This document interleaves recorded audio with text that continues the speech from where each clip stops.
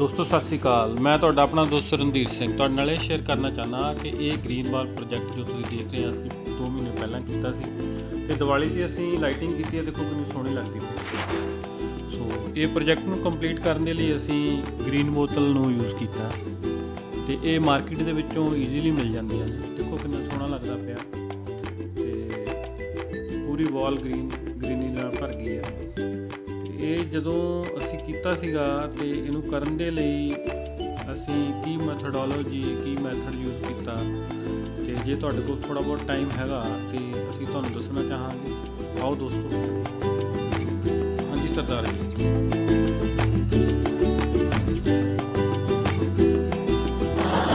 ਇਹਦੇ ਵਾਸਤੇ ਜਿਹੜੀ ਸਭ ਤੋਂ ਪਹਿਲਾਂ ਸਾਨੂੰ ਇੱਕ ਦੀਵਾਰ ਚਾਹੀਦੀ ਜਿਸ ਉੱਤੇ ਆਪਾਂ ਬੋਤਲਾਂ ਠੀਕ ਹੈ ਫਿਕਸ ਕਰਾਂਗੇ। ਠੀਕ ਹੈ। ਉਹਦੇ ਬਾਅਦ ਜੇ ਬੋਤਲਾਂ ਇਕੱਠੀਆਂ ਕਰਨ ਦੇ ਬਾਅਦ ਉਹ ਜਿਹੜਾ ਪੌਦਾ ਲਗਾਉਣਾ ਉਹਦੇ ਵਾਸਤੇ ਸਾਨੂੰ ਬੋਤਲ ਜਿਹੜੀ ਉਹਦੀ ਕਟਾਈ 8 ਇੰਚ ਕਰਨੀ। 8 ਇੰਚ ਦੇ ਆਸ-ਪਾਸ ਕਰਨੀ।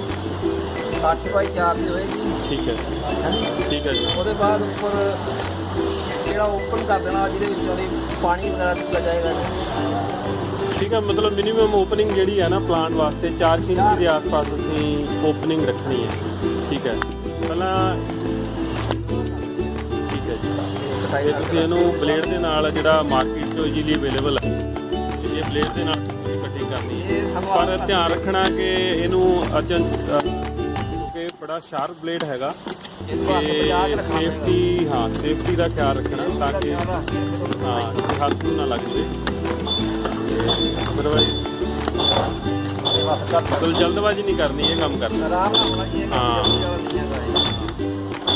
ਜਲਦਬਾਜ਼ੀ ਕਰਾਂਗੇ ਤਾਂ ਬਲੇਡ ਲੱਗ ਸਕਦਾ। ਚਲੋ ਜੀ ਇਹ ਤੁਸੀਂ ਇਹਨੂੰ 4 ਇੰਚ ਦੇ ਆਸ-ਪਾਸ ਵਿੱਚੋਂ ਖਾਲੀ ਕਰ ਦਿਆ ਤੇ ਇਹ 8 ਇੰਚ ਦੇ ਆਸ-ਪਾਸ ਤੁਸੀਂ ਇਹ ਛੱਡ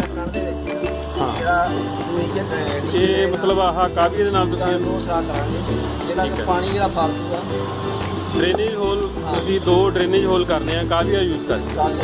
ਠੀਕ ਹੈ। ਇਹ ਬੜਾ ਇਹ ਵੀ ਧਿਆਨ ਰੱਖਣਾ ਕਿ ਵੀ ਹੱਥ ਨੂੰ ਨਾ ਲੱਗ ਜਾਵੇ। ਵੀ ਬੜਾ ਹੌਟ ਲੱਗ ਰਿਹਾ ਤੇ ਦੇਖੋ ਇਹਦੇ ਬਾਅਦ ਅਸੀਂ 2 ਇੰਚ ਦਾ ਇਹਦੇ ਟਾਪ ਤੇ ਓਕੇ ਇੱਕ ਇਹ ਹੋਲ ਕੀਤਾ। ਇਹ just for tool the guiding ਵਾਸਤੇ ਹੋਲ ਆ ਹਨਾ ਸੋ ਦੈਟ ਉਹ ਸੈਂਟਰ 'ਚ ਆ ਜਾਵੇ। ਸੈਂਟਰ 'ਚ ਆ ਜਾਵੇ। ਓਕੇ ਕਰਕੇ ਦਿਖਾਓ।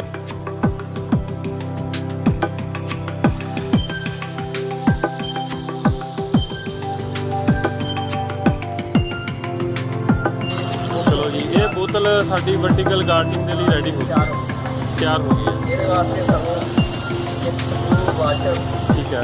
ਇੱਕ ਇਹ ਸਟਾਰ ਹੈਡ ਸਕਰੂ ਚਾਹੀਦਾ, ਇੱਕ ਵਾਸ਼ਰ ਚਾਹੀਦੀ ਹੈ ਤੇ ਇੱਕ ਆਹ ਪੱਟੀ ਚਾਹੀਦੀ। ਇਹ ਤੁਸੀਂ ਇੱਕ ਜਰਾ ਫਿਕਸ ਕਰਕੇ ਦਿਖਾਓ ਜਰਾ ਕਿੱਦਾਂ ਫਿਕਸ ਕਰਦੇ।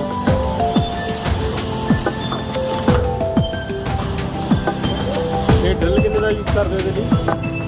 6 mm ਵਾਲੀ ਡਰਿਲ ਹੈ।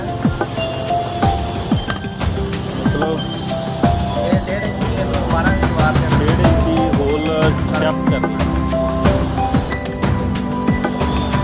ਕਰੋਗੇ ਜਰਾ ਇੱਕ ਬੋਤਲ ਫਿੱਟ ਕਰਕੇ ਦਿਖਾ ਦਿਓ।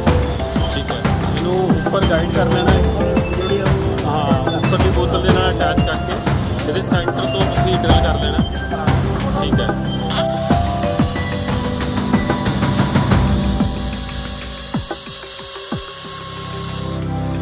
ਠੀਕ ਹੈ ਜੀ। ਕਰਨ ਦੇ ਬਾਅਦ ਇਹਨੂੰ ਗੱਡੀ ਮਾਰ ਕੇ ਠੀਕ ਹੈ। ਸਕਰੂ ਟਾਈਟ ਕਰਾਂਗੇ ਤੇ ਬੋਤਲ ਜਿਹੜੀ ਮਤਲਬ ਇਹ ਤੁਸੀਂ ਹੁਣ ਸਕਰੂ ਨਾਲੇ ਕਰ ਰਹੇ ਹੋ ਨਾ ਸਕਰੂ ਡਰਾਈਵਰ ਦੇ ਨਾਲ ਇਹਨੂੰ ਟਾਈਟ ਕਰ ਰਹੇ ਹੋ।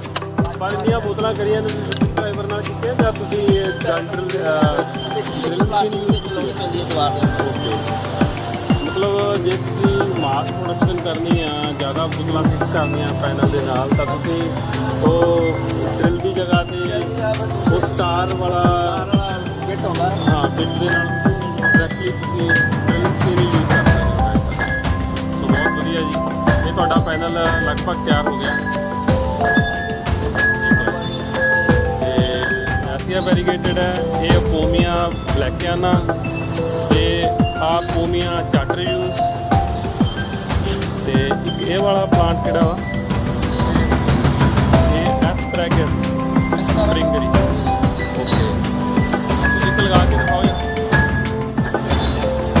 ਸਭ ਤੋਂ ਪਹਿਲਾਂ ਤੁਸੀਂ ਇਹ ਕੀ ਪਾਇਆ ਵਿੱਚ ਇਹਦੇ ਬਿਲਕੁਲ ਇਹ ਪਹਿਲਾਂ ਇੱਥੇ ਅਸੀਂ ਉਹ ਪਾਇਆ ਉਹ ਪੱਤੀ ਵਗੈਰਾ ਜਿਹੜਾ ਠੀਕ ਹੈ। ਮਤਲਬ ਆ ਜਿਹੜਾ ਮਿਕਸਰ ਤਿਆਰ ਕੀਤਾ ਤੁਸੀਂ ਇਹ ਕੋਕੋਪੀਟ ਤੇ ਕੰਪੋਸਟ ਦਾ ਮਿਕਸਚਰ ਹੈ 50% ਪਾਇਆ ਨਾ ਠੀਕ ਹੈ 50% ਕੋਕੋਪੀਟ ਤੇ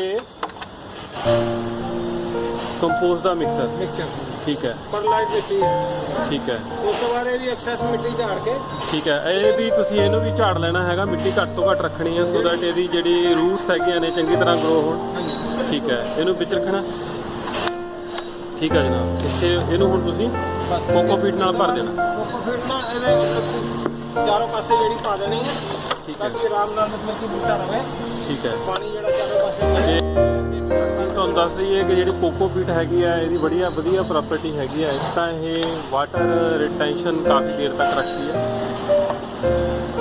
ਤੇ ਦੂਸਰਾ ਡਰੇਨੇਜ ਦੀ ਬੜੀ ਵਧੀਆ ਕੁਆਲਿਟੀ ਹੈਗੀ ਆ ਇਹ ਬੜਾ ਵਾਟਰ ਨਾ ਜ਼ਿਆਦਾ ਇੱਥੇ ਕਮੂਲੇਟ ਨਹੀਂ ਹੁੰਦਾ ਹੈ ਜਲਦੀ ਡਰੇਨ ਹੋ ਜਾਂਦਾ ਜਿੰਨੇ ਇੱਕ ਰੂਟਸ ਨੂੰ ਮੋਇਸਚਰ ਚਾਹੀਦਾ ਤੇ ਉਹਨਾਂ ਕੀ ਰਿਟੇਨ ਕਰਕੇ ਰੱਖਦੀ ਹੈ ਇਹਨਾਂ ਰੂਟ ਸੜਦੀਆਂ ਨਹੀਂ ਹੈਗੀਆਂ ਰੂਟ ਬਰਨ ਜਿਹੜੀ ਹੈ ਨਾ ਉਹ ਨਹੀਂ ਹੁੰਦੀ ਇਹਦੇ ਨਾਲ ਇਹ ਨਿੱਪਲ ਲਗਾਈ ਹੈ ਜੀ ਇਹਦੇ ਵਾਸਤੇ ਪਾਣੀ ਵਾਸਤੇ ਲਗਾਇਆ ਗਿਆ ਠੀਕ ਹੈ ਇਹ ਇੱਕ ਰੂਟ ਦੇ ਹਿਸਾਬ ਨਾਲ ਪਾਣੀ ਗਿਰੇਗਾ ਠੀਕ ਤੇ ਹੈ। ਇਹ 1 ਘੰਟਾ ਨੂੰ ਇਹ ਡ੍ਰਿਪ ਇਰੀਗੇਸ਼ਨ ਦੇ ਨਾਲ ਪਲਾਂਟ ਨੂੰ ਅਸੀਂ ਵਾਟਰਿੰਗ ਕਰਾਂਗੇ ਹਾਂਜੀ ਤੇ ਇਹ ਤੁਸੀਂ ਦੇਖ ਰਹੇ ਹੋ ਜਿਹੜੀ ਇਹ ਮੇਨ ਪਾਈਪ ਹੈਗੀ ਆ ਇਹਨੂੰ ਅਸੀਂ ਡਾਇਰੈਕਟ ਟੈਂਕੀ ਦੇ ਪਾਣੀ ਨਾਲ ਅਸੀਂ ਅਟੈਚ ਕਰ ਦਾਂਗੇ ਵਾਟਰ ਟੈਂਕ ਨਾਲ ਅਟੈਚ ਕਰ ਦਾਂਗੇ ਤੇ ਜਿਹੜਾ ਵਾਟਰ ਟੈਂਕ ਵੀ ਆ ਉਹ ਵੀ ਅਸੀਂ ਉਹਦੇ ਵਿੱਚ ਵੀ ਆਰਓ ਰਿਜੈਕਟਡ ਵਾਟਰ ਕਲੈਕਟ ਕਰਕੇ ਉਹ ਸਪਲਾਈ ਇੱਥੇ ਪ੍ਰੋਵਾਈਡ ਕਰਵਾਵਾਂਗੇ ਇੱਕ ਤਾਂ ਬੇਸ ਬੋਟਲ ਯੂਜ਼ ਕਰ ਰਹੇ ਹਾਂ ਦੂਸਰਾ ਜਿਹੜਾ ਵਾਟਰਿੰਗ ਦੇ ਲਈ ਵਾਟਰ ਸਪਲਾਈ ਹੈ ਉਹ ਵੀ ਅਸੀਂ ਆਰਓ ਰਿਜੈਕਟਡ ਵਾਟਰ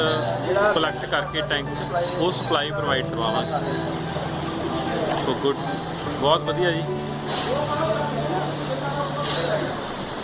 ਸੋ ਇਹ ਪੈਨਲ ਤਿਆਰ ਆ ਜੀ ਬਾਕੀ ਇਹ ਬਲੈਕ ਪਾਈਪ ਜਿਹੜੀ ਨਜ਼ਰ ਆ ਰਹੀ ਆ ਇਹ ਵਾਟਰਿੰਗ ਦੇ ਲਈ ਸਪਲਾਈ ਹੈ ਤੇ ਹਰ ਇੱਕ ਬੋਤਲ ਨੂੰ ਅਸੀਂ 1 ਪੁਆਇੰਟ ਸਪਲਾਈ ਦਿੱਤੀ ਆ ਟੌਪ ਵਾਲੀ ਬੋਤਲ ਨੂੰ ਤੇ ਉਹਦੇ ਥਰੂ ਪਾਣੀ ਡਰੇਨ ਹੋ ਕੇ ਸੈਕੰਡ ਥਰਡ ਫੋਰਥ ਨੂੰ ਪਾਣੀ ਸਪਲਾਈ ਉੱਪਰ 4 ਬੋਤਲਾਂ ਦੀ ਫਰੇਮ ਹੈ ਨੀਚੇ 3 ਬੋਤਲਾਂ ਦਾ ਫਰੇਮ ਮੈਨੂੰ ਉਮੀਦ ਹੈ ਤੁਹਾਨੂੰ ਵੀਡੀਓ ਪਸੰਦ ਆਇਆ ਹੋਵੇਗਾ ਸੋ ਸਾਨੂੰ ਸਾਰਿਆਂ ਨੂੰ ਚਾਹੀਦਾ ਕਿ ਇਹ ਵਾਲਾ ਜਿਹੜਾ ਕਨਸੈਪਟ ਸ਼ੁਰੂ ਹੋਇਆ ਵਰਟੀਕਲ ਗਾਰਡਨਿੰਗ ਦਾ ਸਾਨੂੰ ਹਰ ਇੱਕ ਘਰ ਵਿੱਚ ਥੋੜ੍ਹਾ ਬਹੁਤ ਜ਼ਰੂਰ ਕਰਨਾ ਚਾਹੀਦਾ ਸੋ ਦੈਟ ਇੱਕ ਤਾਂ ਇਨਵਾਇਰਨਮੈਂਟ